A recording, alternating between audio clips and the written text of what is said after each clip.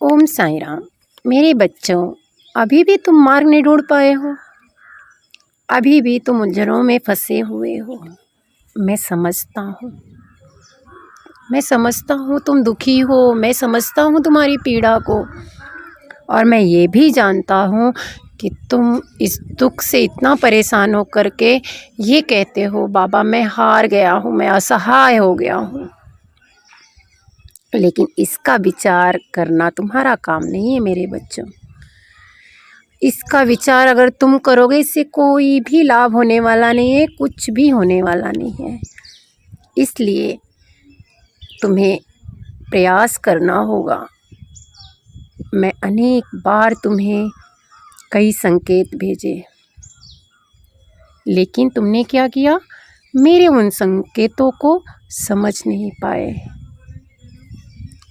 लेकिन मेरे बच्चों, जो तुम शिकायत करते हो, बाबा आप मेरी नहीं सुनते हो। कई बच्चे कहते हैं इनकी पूजा करके मुझे मिला ही क्या है। मेरे बच्चों, तुम शिकायतों में उलझ कर स्वयं को कमज़ोर व दुर्बल बनाते चले जा रहे हो। एक बात बताओ, मैंने तुम्हें अपने हर एक संदेश में कहा है ध्यान लगाओ, ध्यान का प्रयास करो, लेकिन तुमने निरंतर प्रयत्न ही नहीं किया। मेरे बच्चों, हमें अपने कर्मों का फल भुगतना ही पड़ता है, परंतु आस्था के मार्ग पर चलकर उन दुखों का पतन हो जाता है। आप कहते हो ना कि फलाना व्यक्ति जो है वो पूजा पाठ नहीं करता, बहुत खुशी है। गलत। उसके कर्म, पिछले जन्म के कर्म अच्छे होंगे, इसलिए वह व्यक्ति जो है उस फल के परिणाम स्वरूप इस जन्म में सुखी है। मेरे बच्चों, आस्था का मार्ग बहुत कठिन होता है और उस पे चलने वाला कभी हारता नहीं है। मैं बहुत दिनों से तुम्हारे दुखों को दूर करने का प्रयास कर रहा हूँ। मेरे बच्चों, अपने आस्था को मजबूत करो। मैं तुम लोगों को बहुत प्यार करता हूँ।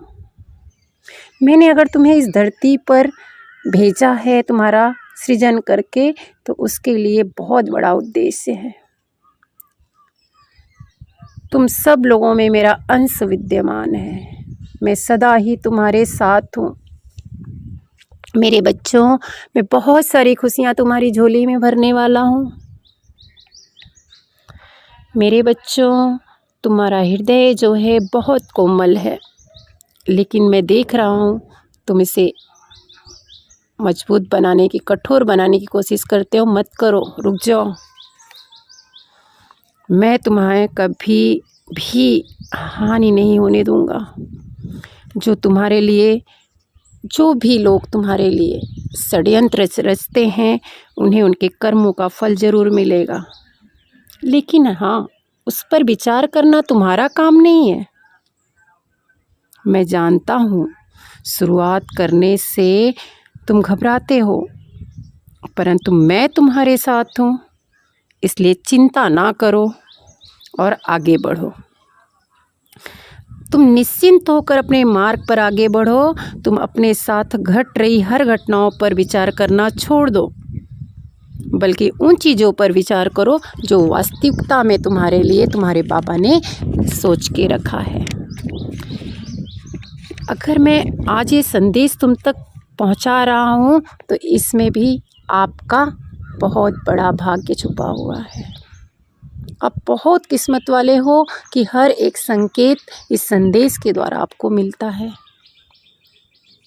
तुम्हारी जिंदगी है, उसे संवारने या बिगाड़ने की ताकत सिर्फ तुम्हारे हाथों में है।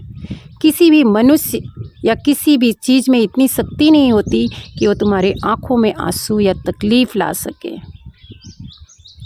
जो मनुष्य तुम्हें दुखी कर सकता है, वह केवल अपने कर्मों का फल भुगतेगा। हर मनुष्य जब चाहता है तो खुश हो जाता है, और जब चाहता है तो वो दुखी हो जाता है। अच्छा या बुरा समय जो है समय समय पर तय करते रहता हूँ तुम्हारे लिए। इसलिए आज मैं तुमको ये बता रहा हूँ कि सिर्फ कर्म करो, कर्म करके अच्छे कार्य करो, उसकी फल की चिंता तुम मत करो। फल के बारे में सोचोगे तो केवल तुम्हारा कीमती समय ही बर्बाद होने वाला है। हमने जो तय किया है, वो जो तुम्हारे लिए सिलेक्ट किया है, वह हर हाल में तुम्हें मिलेगा और अच्छा मिलेगा और अच्छा ही होगा। तुम्हारा सुनहरा समय आने वाला है, समय का चक्र घूमने वाला है। बहुत जल्द तुम खुश होके कहोगे I love you Baba, I love you my self, I am proud of my self.